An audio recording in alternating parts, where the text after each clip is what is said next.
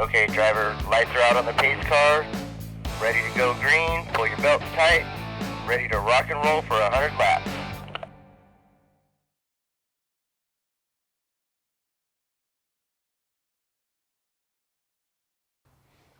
That's a tough question.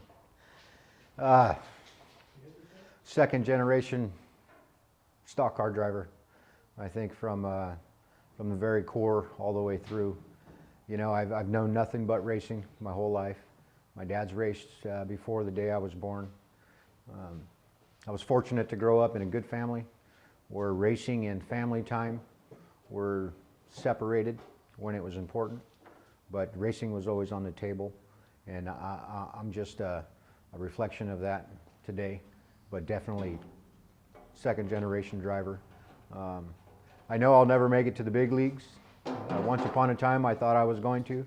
Things just didn't pan out. So I'm nothing more than a short track driver here in California, just like my dad was 30 years ago. But racing's in my blood. It's all I know. Working on race cars has brought me to fabricate some really nice things. I've worked at race car shops up and down California. I'm now a pipe fitter. But even the things I build at work in the pipe fitting world, some of the brackets may look like a gusset you would see on a race car. It's just something that's on my mind 24/7. I can't say anything more than just another second generation driver. You know, one of the biggest memories that stand out when I was young, taping roll bar padding on Dad's car. I was probably 5, 6 years old. I think I used about 3 rolls on one tape, and I have a picture somewhere. That's why the pictures are so important. You know, there's a story behind every picture, and a lot of these pictures we have on the wall, there's just a tremendous story behind them through that little era of time. But one of the scariest moments I would have to say is something that I remember was I snuck into the pits at Altamont, and my dad and my Uncle Chuck was racing there. And I'm on the front straightaway, and my Uncle Chuck come out of turn 4 sideways and ran right off the track into the pits right where I was standing. And I remember running, and this wall of tires came chasing me through the pits, and scared me pretty good, because I thought, wow, this is what it's like to be in the pits. My dad's racing career to me was everything. It was my whole life growing up. All I did was work on the car from the time I was born. I was in diapers out there working on the car. To me, racing was just everything. To have a dad that raced at the local speedway was the neatest thing. You know, there's a story my mom tells. The first day I went to kindergarten, I'm standing in line, and I turn around to the boy next to me and I ask him, "So what number is your dad?" And the teacher didn't know what I was asking. You know, I thought it was a simple question: what number does your dad drive? And so the teacher called my mom that night and wanted to know, what is this all about? And so my mom had to tell the teacher his dad races. The first time I drove a race car, I'll never forget. In an actual race to the first time I drove was 2 different stories, but there was one weekend where my family went to Great America. Of course, I didn't want to go. I'd rather go racing. So my dad said, take the car to Stockton, let Uncle Charlie hot lap it, and I'll get there in time to qualify. Well, they weren't back from Marriott's yet, and somebody had to qualify the car, and it couldn't be my uncle because he was racing that night. So I got in the car and I went out there and qualified it, and I'm cleaning off the tires and getting ready to go green, and as soon as I punched the gas, my foot let off, and my reflexes could not possibly floor it. And I tell guys today, you know, you jump in this car and drive it, you're not going to floor it. You think you're going to floor it and you're going to go full speed, but your reflexes won't let you because you've never experienced anything that fast. But it totally blew me away. It was a lot faster than I thought. A lot faster than I thought. About a year later, I got to drive. We went to Stockton. Dad drove Madera, let me drive the car the following week in Stockton. I already had a couple of hot lap weekends under my belt. I was fast. I was just as fast as anybody. But there's one thing I'll never forget. I'm lined up in the heat race. I had to start in the back, new driver. I was faster than everybody in that heat race. Out-qualified them, but I had to start the back. And I was a little PO'd about it, you know, because I thought I was going to go out there and win. We get ready to go green. They drop that green flag, and within about one lap, 7 cars took off so fast that I couldn't even see them anymore. In 1 lap, and 2 laps, and 3 laps, and after 7 laps, I was about to get lapped. And I got off the track and I told my dad, I can't do this. And he says, well, why not? And I says, that's not hot lapping. In hot lapping, I was faster than those guys. And that's when my dad told me, you ever heard the old saying, when the green flag drops, the bullshit stops? And I'll never forget that. I'll never forget that. I'll never forget it. I'm a pipe fitter for Atwater Irrigation, is what I do for a living. I've been working at Atwater Irrigation for about 7 years now. I enjoy what I do. It's something that I can take pride in. When I go to a filter station or a pump station and we do this big layout with the steel work and whatnot, I like things to look nice. I consider myself to be one of the better pipe fitters throughout the valley here. And I think I just let my work speak for itself. But I do take pride in my work. Being a pipe fitter pays a little better than I would make working in a race car shop somewhere. Unfortunately, that's just the way times have gone. Years ago, working in a race car shop was something big, but it's just not like that nowadays. You know, when you get a little older, you need to make a little more money. But pipe fitting is something that I enjoy.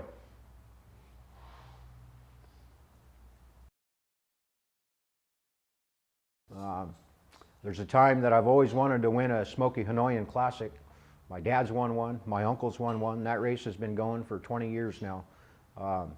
I finally got to win one 2 years ago in Madera. Tall trophy. I think it's my biggest trophy, the Smokey Classic. I'll always be in Madera Speedway for a Smokey Hanoian Classic race. My biggest sponsor by far is the Souza family, David Souza. Corbin Vodka, the world's first sweet potato vodka. Corbin Vodka is David Souza Jr.'s business. He took his dad's sweet potatoes right out of the field, looked for a way to make some money. It's not about money, but those guys, they have a lot of ingenuity when it comes to farming. David Souza Jr. took the sweet potatoes and started making that vodka.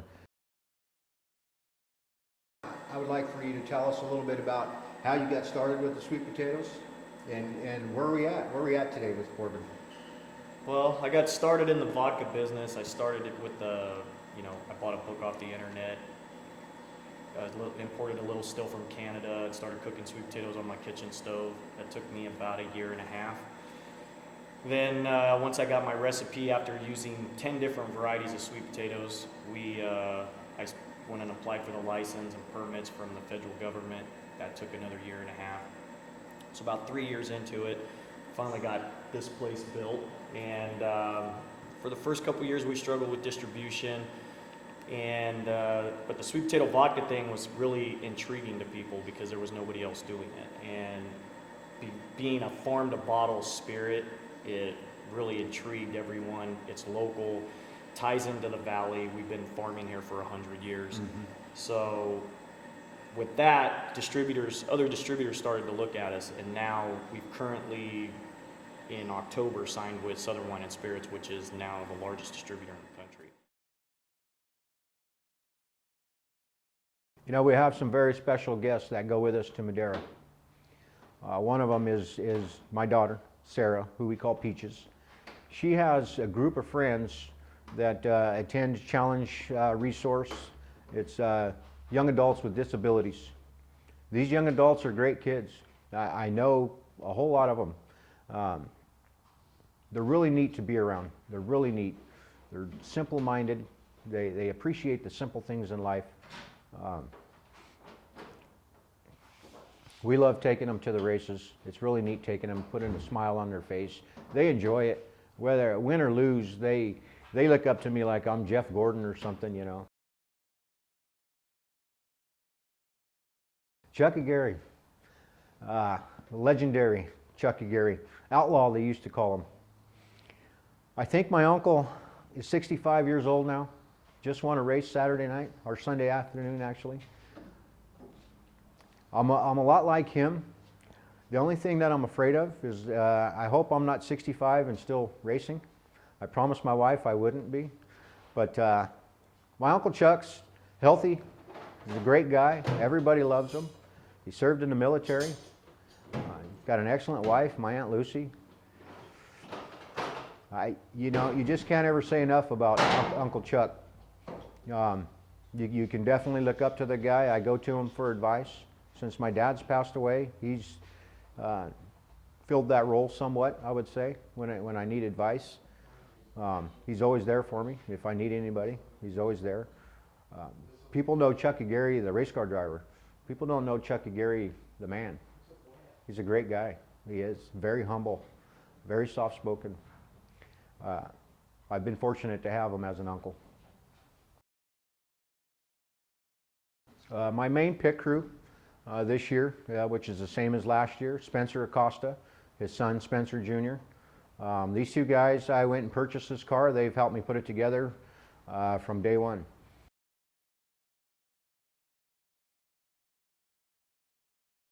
It'd mean the world to us, to jump in this division this year and to get a win or to win the points would mean a lot. It's what we're gunning for.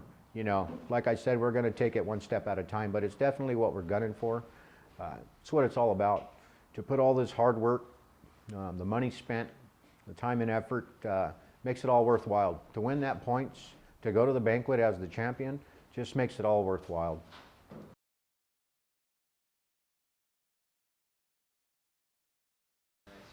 To win the $10,000 race is something that I think is going to go down in its history as one of the best short track races here in California. You saw last October, Mike David won it. People aren't going to forget that. They're not going to forget it for a while. You can take just about any car you can put together. You can run any little piece of suspension you want. You can try anything you want on your engine, and you can go out there and you can try to beat these guys. It's man and machine versus man and machine. Mike and his machine won it last October. We're gearing up to go man and machine next October and try to get a win. But I can tell you about 10,000 things that would make it good to win.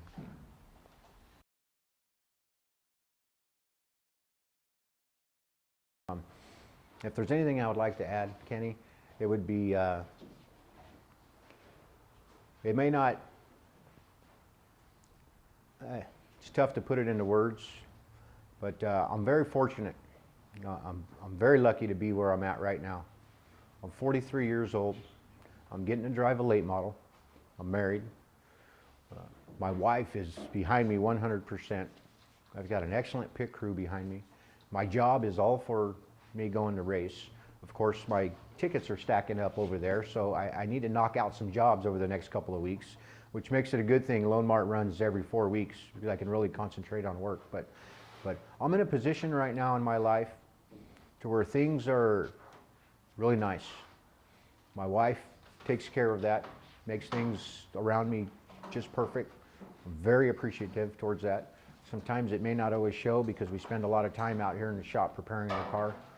It may not always show at work that I'm appreciative to be where I'm at work with my position. But if there's one thing I would like to add, I'm very appreciative towards the people around me.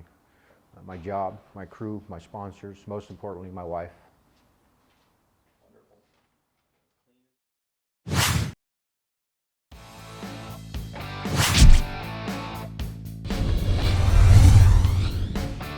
Woo! Good job, driver. We'll see you in victory lane.